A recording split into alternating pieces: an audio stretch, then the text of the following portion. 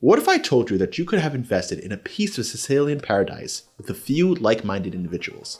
I'm Carl Pierre, and that's exactly what we've done in Castellammare del Golfo, Sicily. Living globally is about making smart moves that let you enjoy life without being tied down by hefty price tags.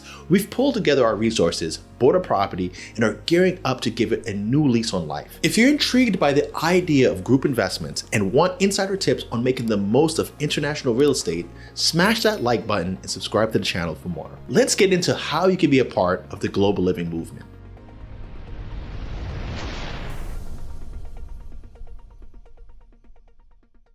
The backstory for a Sicilian house is as much about common outlooks on life as it is about making investments. Alberto, who's a friend of mine, had given me a tip on this hidden gem. He knows the lay of the land and understands what makes a property more than just bricks and mortar. I told him I was looking to buy, and the rest is history. You see, when I met Alberto, I was actually a guest in his Airbnb. He owns a pretty cool Airbnb right off the main street that's in Castellammare del Golfo. And he actually speaks English. So one day he just came by and he was like, hey, let's chat a little bit about life in general. He wanted to practice his English. And I told him that I'm a real estate investor, that I actually own property out in Musumeli, and that I've been thinking about buying property here. And he told me, hey, if you are going to buy something, I could help you. Just let me know what you're looking for. I'll keep an eye out for good things too. And he told me that he owns a few properties in Castellammare del Golfo, and he also owns a farm. So he's interested in real estate himself, and as an Airbnb host, can really relate to people thinking about the potential. Also, Castellammare del Golfo is his home city. So he had lived in the United States for a little bit, but came back for work and retirement, and really just enjoys that dolce vita. So when he meets people like me who kind of share the same outlook, he's more than willing to kind of lend a helping hand, because at the end of the day, it's something that he's interested in. So the way I took advantage of that was that when I started researching properties, I would go to some of the listings and the brokerages that they had online, just searching out properties. And I saw a few properties that I wanted him to check out for me. So I gave him a list of like 3 properties that I really liked with the prices, and he went, met up with the agents, walked the properties, and he actually responded to me and was like, Carl, I really don't think any of these are that good. He's like, first of all, the prices are kind of high for the area. And second of all, they're in bad shape and not really in the best locations. So he was like, you know what, I'll keep looking out for you. If I find something, I'll let you know. And at the same time, you can keep trying to work with the agents. Now, the thing about Sicily that is kind of unique are that the brokerages are kind of all independent and work very differently than brokerages in the United States. For example, in the United States, we have our MLS, our common real estate listing service. So any property that's listed on the MLS is exposed to everybody who's in the industry. That's why companies like Zillow, Redfin, etc. are all able to pull the same listings, because there's a common database. In Sicily, it's not that way. The brokers have their listings, and that's what they care about. And there's also this culture that people don't like working with brokers because they don't want to pay the fees. So there's also a lot of off-market deals that I think are the better deals. And that's exactly what Alberto found. He was just walking around just in the neighborhood looking for any sort of dilapidated property, and came across somebody who was walking out of a home that was listed for sale, and started talking to him. Turned out that he was like the great nephew that just maintains the property, and he was able to actually start the conversation and negotiate a pretty sweet deal. We got the property for a list price of 68,000 euros, and we paid a little bit more because I had to pay Alberto kind of like a fee, a finder's fee, for helping me out. It wasn't defined, but it was the best practice. And then we also had to pay for an assignment fee because somebody else had it on contract but didn't actually follow through. So they reassigned us the property for a few $1,000s more. After it was all said and done, it came out to just under 80,000 euros between the purchase price, the closing fees, and all those additional fees. But the properties that I was looking at were around 120, 130,000 euros for dilapidated properties as well. So when we really look at what Alberto was able to find me, he was able to find me an off-market deal, kind of like a wholesaler, for about $40,000 to $50,000 below what the market has been commanding for the same sort of structures. So this is why I jumped on it immediately. Now you might be thinking, what's your goal with this property? And it's really to get it ready for the spring 2024 season, creating a spot that guests will fight over on Airbnb. The plan involves a remodel that respects the home's soul while updating it for today's traveler. Think modern amenities meets old Sicilian charm. Walking into the first floor apartment of this old house is nerve-wracking. The place looks run down. The tiles are interesting, but in bad shape. The walls are cracked, and everything needs a paint job. It looks bad, I know, but it's got potential. We have 3 floors to fix up, and our goal is to create 2 income-producing apartments.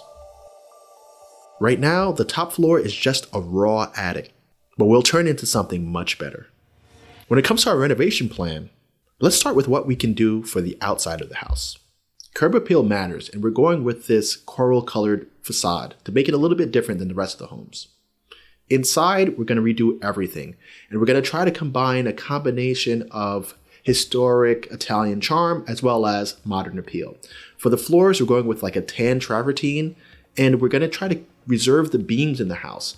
Now, the kitchen is going to be modernized and comfortable, and the room off of the kitchen facing towards the front of the house has the opportunity to be converted into a living room or living space. So this couch is going to pull out.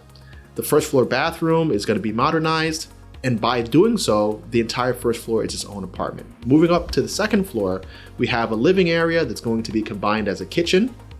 Again, we're going to be using the same color scheme, the same aesthetics, wood, lighter colored walls, and trying to tie in that old feel. As you can see in this room, we didn't go with the beams. We're going to leave the beams white just because there's enough wood to kind of give some depth to it. The bathrooms are going to have a similar feel throughout the house. They have darker floors, lighter walls, and we're going to just try to kind of go with that mixture of old world charm and modern aesthetics. Heading into the top floor, we've converted the attic into the master suite. Now, this has access to the rooftop terrace, and it has an in-suite bathroom. So the room is a little bit smaller than the room downstairs because we had to build a bathroom into it, but at the same time, it's going to be isolated from the rest of the house.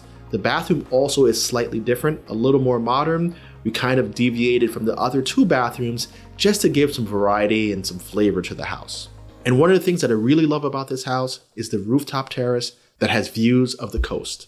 Unfortunately, I have some sad news that this is actually the last group investment project that I'm doing because I'm channeling all of my energy into my startup, Aidbook. But really, you don't need to worry because the dream doesn't end with me. So I have a few friends, Irene in Sicily, which I'll tag somewhere around here or down below, as well as Laura, also known as the Amateurs Abroad, and they're going to be able to help you carve out your own slice of Italy. And if you want to buy in Calabria, which is just a little bit north of Sicily, I recommend working with my friend Chris, Super Savvy Travelers. Now, all these people are accessible through social media. Irene, for example, she's an architect. She has worked in Sicily. She's originally from Argentina, so she speaks Italian, Spanish, and English. So she's a really great resource to have. She's going to be working on a few really cool projects. She really likes Noto, and she likes like the farmlands of Sicily. Now, the Amateurs Abroad, or Laura, is actually in Musumeli. She's in the same town that I own some property in. And she's going to be able to show you some listings, walk you through properties, get you connected with the people like the contractors, the real estate agents, and anybody who could help facilitate owning a property there. And last but not least, Chris, who I've had featured on the channel, she works in the Calabria region and she has also a really great network. They're all super accessible and really trying to help people get a foothold in Italy. They're all foreigners from different countries that have fallen in love with this place just like I have and have the same passion to see it through, except they're focused on that because, like I said, my primary business has always been healthcare, and second to that is real estate. So these sort of projects are just passion projects for me, and I really don't want to get distracted, easily distracted. So I had to kind of really say, hey, Carl, you need to focus in on the business side of things, really knock it out the park for the next few years, and then you could call it kind of quits once you exit that company so that you could focus on more of these passion projects. For the next 3 to 5 years, expect me to just continue finishing out the projects that I have, showcasing what I've been doing. But as far as the group investments and trying to get everybody involved, I kind of had to take a back seat to that. So if you're excited about getting a home in Italy or your very own seaside retreat, there's a community of people waiting to help you. To get connected, just drop me an email at italy@entplife.com and you can get on my wait list for other opportunities, as well as my mailing list where I update you on what's happening with our projects and anything else that's going on. Now, next summer, I'm going to be in Sicily for the entire time. Imagine this, a group trip that you could participate in, or a tour of the stunning properties that are available, meeting the brilliant minds that make it all happen, and maybe even you picking up your own dream spot along the way. The story is just the beginning, and you could be a part of the next chapter. I'm not sure if you need more convincing, but if you do, I highly recommend that you check out this video right here, which shows the story of other people who have taken this chance.